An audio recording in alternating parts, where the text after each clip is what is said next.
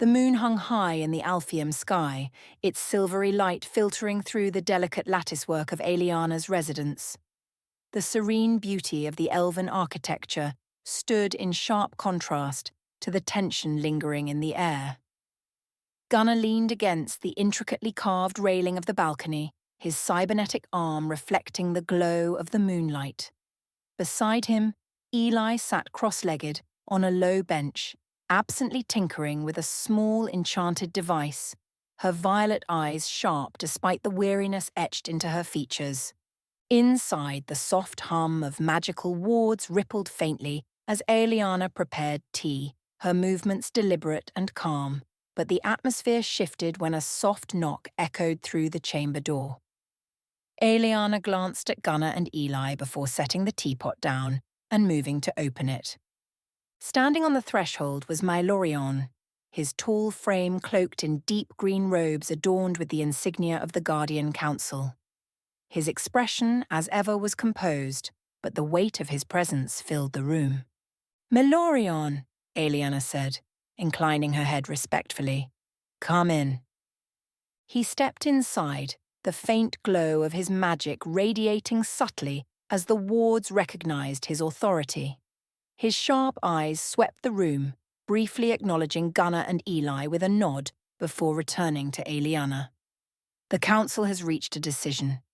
Gunnar straightened, his gaze locking onto Mylorion. "Let me guess. Strings attached." Mylorion's lips quirked in what might have been amusement. "Naturally, the council has approved your request to send an artisan to Earth. However, they have made it clear that this is as much a learning opportunity for Alphiem as it is a chance to assist your efforts." Eli set her device down, interest sparking in her violet eyes. "A learning opportunity? Sounds like they're hedging their bets." Mylorion met her gaze evenly. "Perhaps, but Alphiem has always valued knowledge and innovation. Your unique blend of technology and magic intrigues the council. The artisan will be instructed to work alongside you, Eli, to expand their understanding of Earth's methods while contributing their expertise to your cause." Aeliana stepped forward, her serene expression unshaken. "And who will they send?" "Alatheris," Mylorion said, "a master in enchantment and forging, skilled in integrating magical properties into physical constructs." Eli tilted her head, her interest deepening. "Sounds promising." Gunnar folded his arms across his chest, his blue eye narrowing. "And what's the catch?" Mylorion's expression grew serious. "The artisan will be observing as much as assisting. The council expects progress, but they also expect boundaries to be respected. Alatheris' allegiance remains with Alphiem, and the council will be monitoring the arrangement closely." Aeliana inclined her head, her tone calm but resolute. "That's fair. The council is showing trust in sending an artisan at all." Mylorion turned to Gunnar, his piercing gaze locking with the Alphas. "This is your chance to prove your requests were justified. Show the council that this collaboration is worth pursuing." Gunnar nodded once, his jaw tightening. "We'll make it work." Satisfied, Mylorion looked to Aeliana. "You and Gunnar will negotiate the terms with Alatheris upon their arrival tomorrow. I'll return to the council to ensure all is prepared." Aeliana placed a hand lightly on her staff, her tone carrying quiet determination. "We'll handle it." Mylorion's gaze softened slightly as he looked at her. "I trust you will." He turned toward the door, pausing briefly. "The stakes are high, Aeliana. Don't let the council down." As the door closed behind him, the room fell silent. Eli broke the quiet with a dry chuckle. "Great. A council spy disguised as an artisan. This should be fun." Gunnar gave her a sharp look, but there was no heat in it. "You'll manage, just don't blow them up." Eli smirked, picking up her device again. No promises.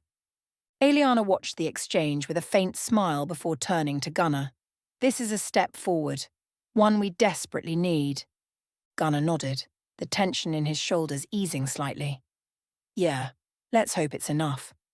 The golden light of Alphiem's morning bathed the ancient stonework of the council chambers, its warmth a stark contrast to the weighty decisions made within. Gunnar, Eliana, and Eli stood near the chamber's entrance, their expressions varying shades of calm anticipation. The council's decision had been made, and now they awaited their new collaborator. The soft sound of footsteps echoed through the room as Alathris entered, his presence commanding but not ostentatious. Clad in robes adorned with shimmering runic embroidery, he exuded a sense of mastery and precision. His silver hair, tied neatly back, framed sharp angular features, and his piercing green eyes held the quiet confidence of someone accustomed to excelling. He paused a few steps away from the group, inclining his head toward Eliana first, then Gunnar and Eli. "Eliana Vale," he began, his tone both respectful and deliberate. "I see your hand in this arrangement. It's good to know this collaboration has an advocate I can trust." Eliana inclined her head gracefully. "Master Alatheris, your presence honors us. The work ahead will benefit greatly from your expertise." Alatheris's gaze shifted to Gunnar, appraising the rugged alpha with calm intensity. "And you must be Gunnar, the one whose request brought me here. I'll admit, the council's decision to send me to Earth was unconventional. But I see their reasoning now." Gunnar crossed his arms, his expression neutral but sharp. "Glad to hear it. Just so we're clear, this isn't some academic exercise. We've got real threats to deal with and we'll need results." Alatheris's lips curved into a faint smile, his tone steady. "I assure you, I am not here to waste time.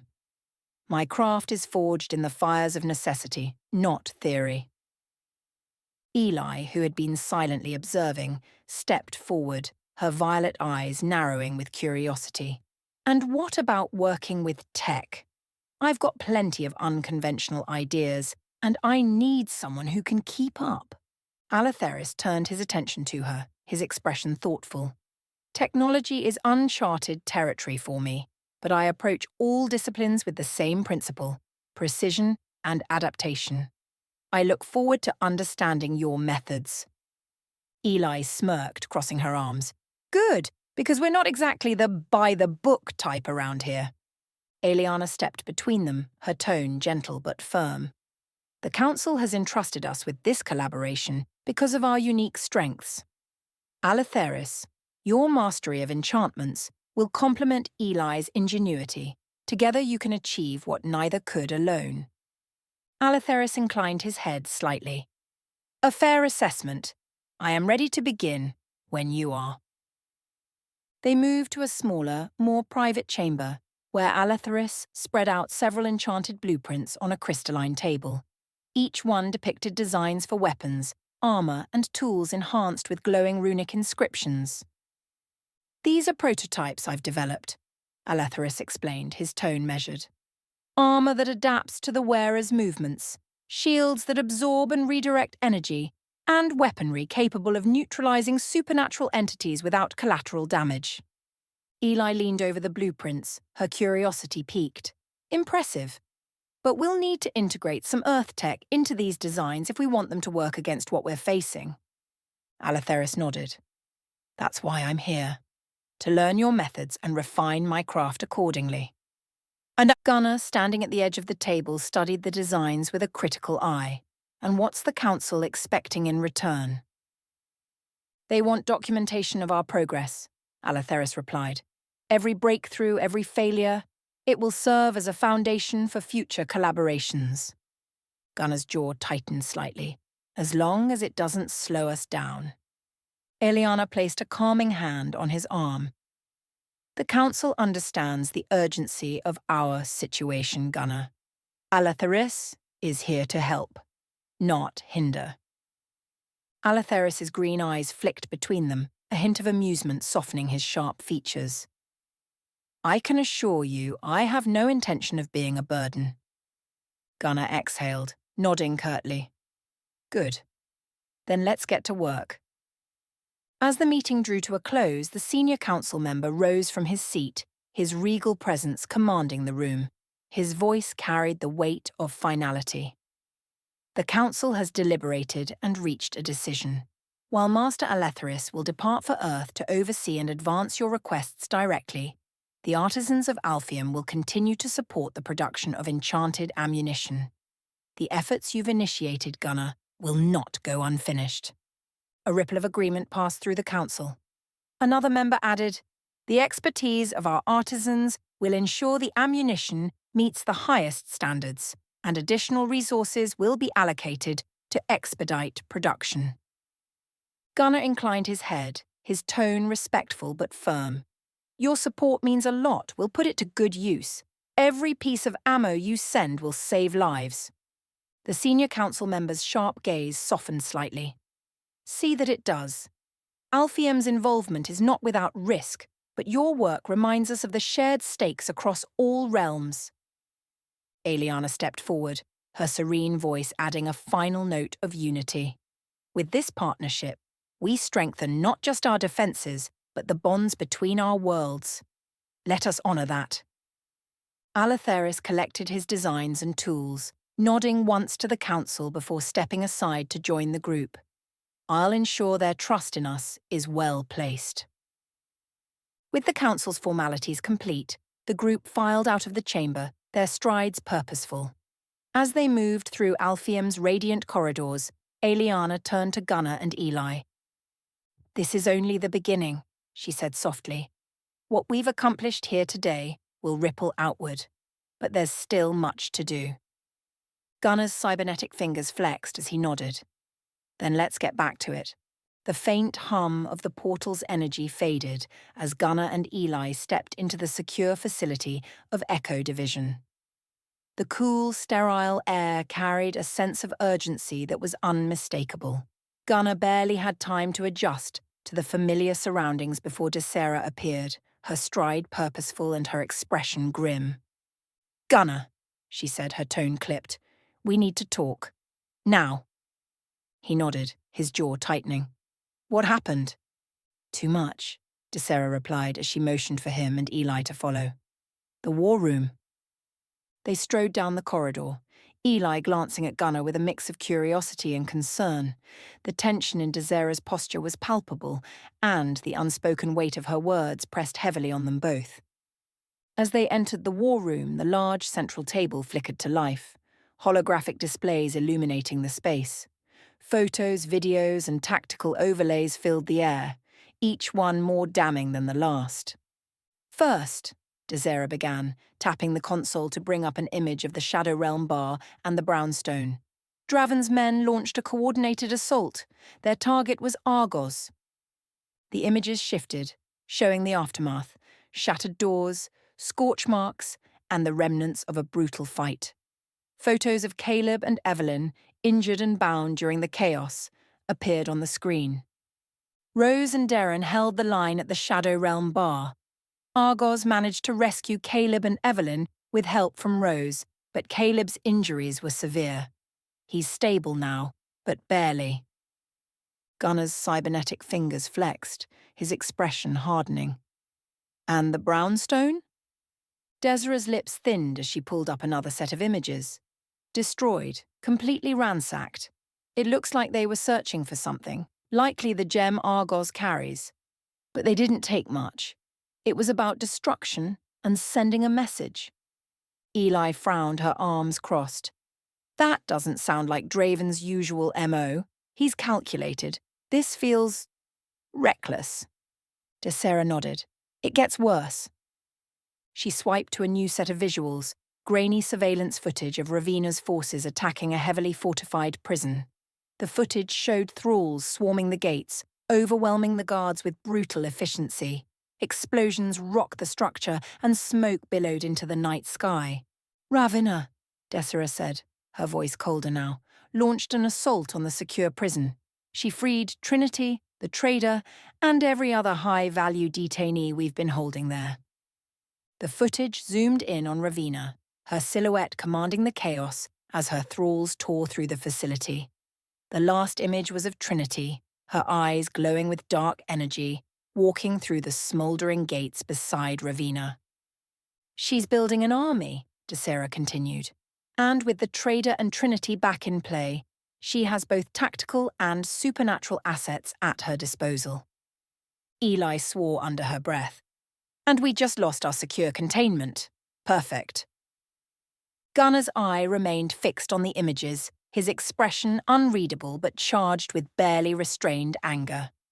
Casualties. DeSera hesitated. Too many. The prison guards didn't stand a chance. Ravina didn't just free her allies. She made an example of anyone who tried to stop her. The room fell into a heavy silence, the weight of the information pressing down on them. Finally, Gunner exhaled sharply, his voice cutting through the tension. We need to regroup. Double down on defenses. This isn't just a fight anymore. It's a war. DeSera nodded. Already activated the reserves. They'll be operational within the hour. Clara is organizing the pack to bolster security around our critical sites. Gunner turned to Eli. You're working with Alatheris now. We need every advantage we can get. Start with upgrades to our containment protocols and defenses. Eli gave a quick nod. On it.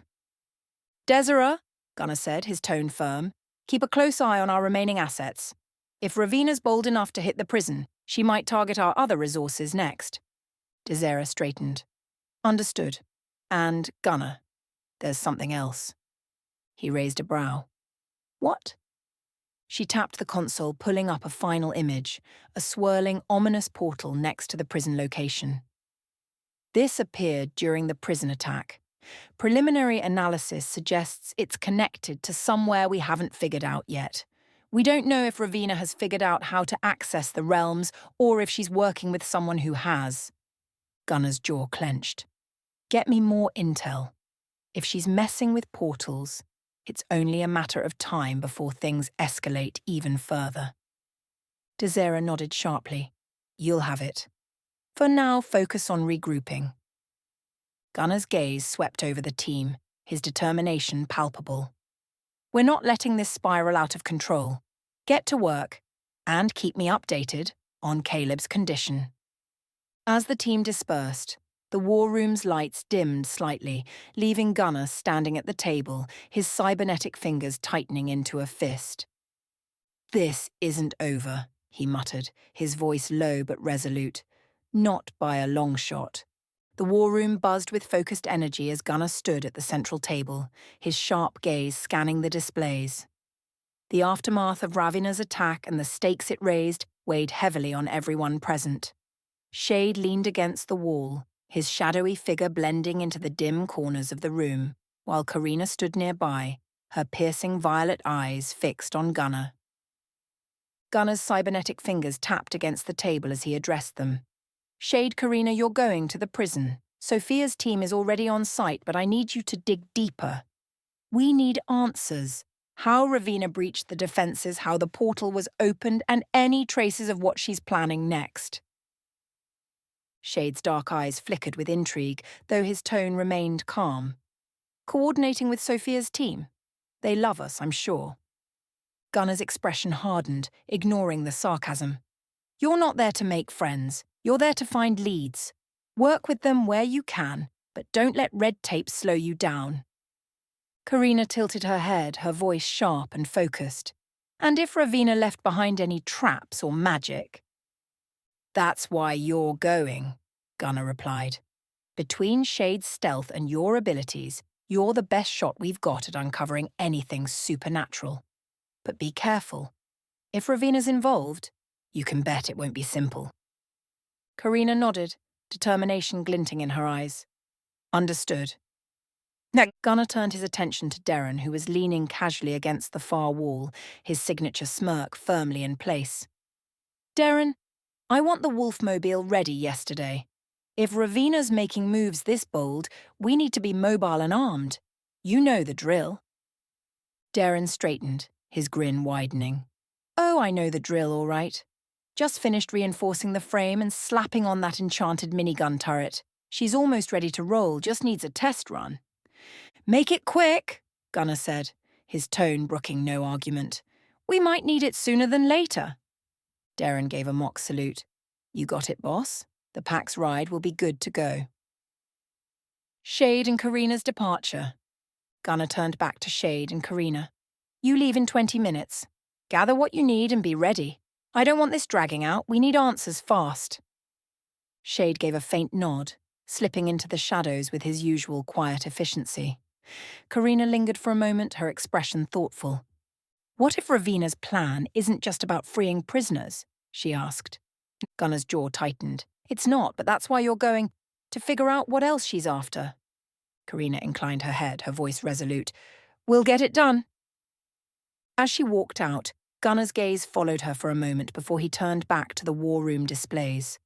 The path ahead was treacherous, but he knew his team could handle it, if they worked together. All right, you've made it this far. That means either you like what you're seeing, or you're lost. Either way, no harm in sticking around, right?